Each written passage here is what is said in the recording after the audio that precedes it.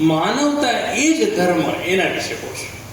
આ બેમાં ફેર પડી જાય. જોજો, માનવ ધર્મ એટલે ઘણા બધા ધર્મો છે, એમાંનો એક ધર્મ થઈ ગયો. પણ માનવતા એ ધર્મ એટલે માણસ માટે પાલન કરવા માટેનો કોઈ ધર્મ જો દુનિયામાં બન્યો હોય તો એક જ છે, એ માનવતા. આપણે એના વિશે કહું છું. 1978 ની અંદર હું ફર્સ્ટ એમ્બીબીએસમાં વડોદરા ભણવા ગયો. વડોદરાની અંદર ત્યારે મને હોસ્ટેલ એડમિશન પહેલા 3 મહિના નહોતું મળ્યું. એટલું એક મરાઠી ફેમિલીને ત્યાં અમદાવાદી પોળ નામનો વિસ્તાર છે ત્યાં રહેતો, અને ત્યાંથી હોસ્પિટલ જવાનું, એસએસજી હોસ્પિટલ, એટલે એ સિટી બસની વ્યવસ્થા બહુ સારી. 15 પૈસા થાય અમદાવાદી પોળથી ગમે તે બેસે અને ત્યાં ઉતરતા 15 પૈસા થાય હોસ્પિટલ સુધીના.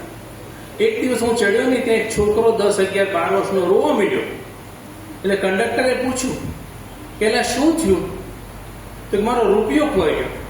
આજના છોકરાઓને કદાચ ખબર નહીં હોય કે રૂપિયાના પેલા ઘણા ભાગ આવતા. 1 પૈસો, 2 પૈસા, 3 પૈસા, 5 પૈસા, 10 પૈસા, 20 પૈસા, 25 પૈસા, આનાઠાના, પછી રૂપિયો આવતો. એટલો મોટો રૂપિયો હતો આપણો. હવે રૂપિયો ખાલી 2 ભાગમાં થઈ ગયો, આઠાના જ મળે છે. 25 પૈસા તો બંધ થઈ ગયા. તો ત્યારે 1 પૈસો, 2 પૈસાની કિંમત હતી, એટલે 15 પૈસા થતા. બોલો કે મારો રૂપિયો ખોઈ ગયો. એટલે કંડક્ટર કે ભલા માણસ, એમાં શું રોવે છે? હાલે 15 પૈસાની ટિકિટ હું મારા તરફથી તને આપી દઉં છું. આ માનવતા, આ માનવતા. એને ઉતારી મૂકો એક ઘંટડીમાં. આ માનવતા. પણ માનવ સ્વભાવ કેવો છે? તો ઓલો છોકરો પાછો રોવા માંડ્યો. તો કેમ હજી રોય? તો બાકીના 85 પૈસા એટલે ડોબા, અને 15 પૈસાની ટિકિટ મફત આપું છું ને. પણ માણસ જાતને પાછળ આપણો સ્વભાવ લાગે છે. માનવતા ધર્મ તો છે જ, પણ માનવ સ્વભાવ મળે છે. માનવતા એટલે શું? આપણા શબ્દકોશ મુજબ મનુષ્ય પણ. માનવ માત્ર માટે પ્રેમ અને મૈત્રી. તમે જો, ભગવાન પ્રેમ સ્વરૂપ છે એવું બધા શાસ્ત્રો કે છે. માનવ જાત માટે પ્રેમ, માણસ માટે મૈત્રી, અને માણસનું ખરાબ નહીં કરવાની ભાવના, આ માનવતા. પણ અત્યારે માણસ દેખાય છે બધા, છે બહુ ઓછા. જોજો, અત્યારે જોશો તો એક માણસ બીજા માણસને કાં તો પાડી દેવા, પાછળ પાડી દેવા માંગતો હશે, અથવા તો એનું અસ્તિત્વ મિટાવી દેવા માંગતો હશે.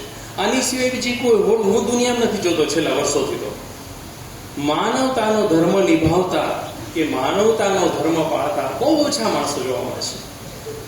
તો આપણે વિદ્યાર્થી નાના છીએ, આપણે તો જે આખી જિંદગી કાઢવાની છે, તો આપણે માનવતાનો ધર્મ પ્રાપ્ત કેવી રીતે કરી શકીએ? આપણે કેવી રીતે ધર્મ પાળી શકીએ? એના થોડાક મુદ્દાઓ આપણે જોશું. એમાં પ્રથમ મુદ્દો છે કોઈને મદદ કરવી. જુઓ, કરોડો રૂપિયા હોય અને મદદ થઈ શકે એ ભૂલી જજો. મદદ તો ગમે તેનાથી થઈ શકે. એમાં પૈસાની પણ જરૂર ઘણી વાર નથી પડતી. તમારામાં મદદ કરવાની નિયત જોઈએ, દાનત જોઈએ અને ભાવના જોઈએ.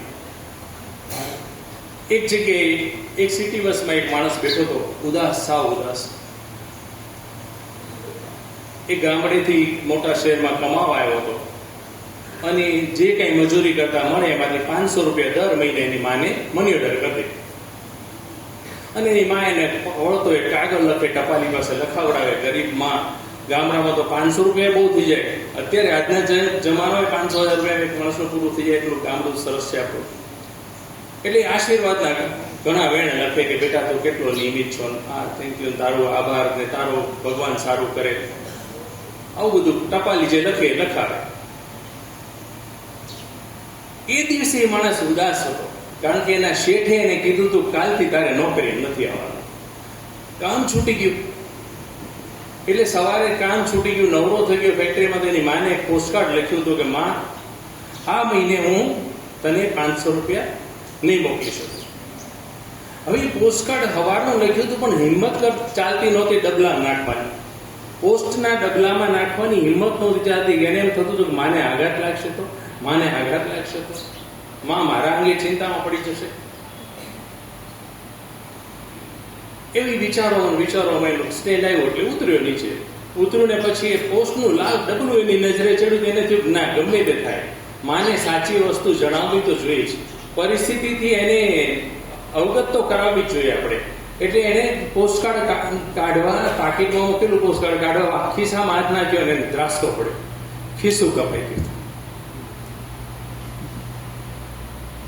એના ખિસ્સામાં 150 રૂપિયા હતા અને માને લખેલું પોસ્ટકાર્ડ, 2 જ વસ્તુ હતી. ખિસ્સું કપાઈ ગયું.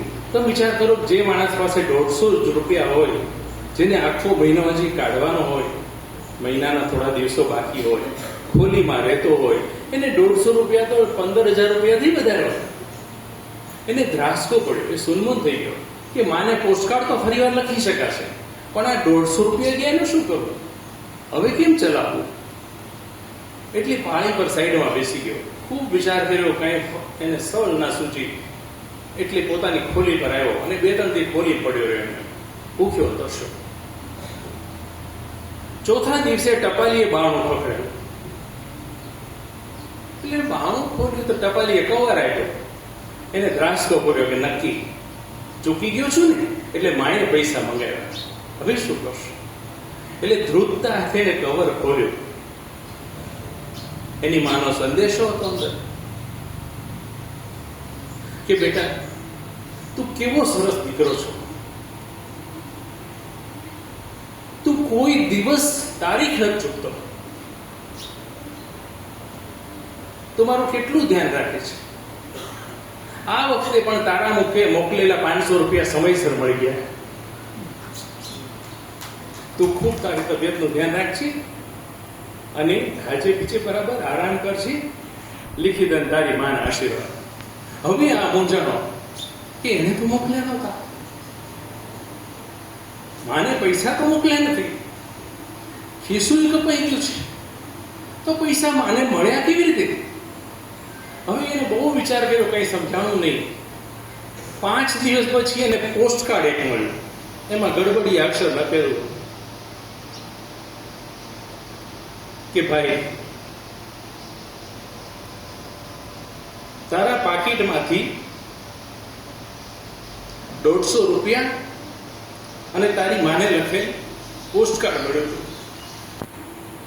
એમાં તારું અને તારી માનું સરનામું. એટલે મેં એમાં બીજા 350 ઉમેરીને 500 મોકલી દીધા છે.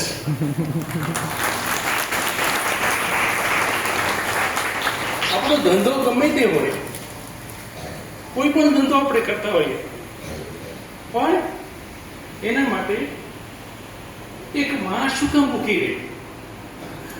એટલે આ મહિનાની ચિંતા નહીં કરતો, લીખી દન તારો ખિસ્સા.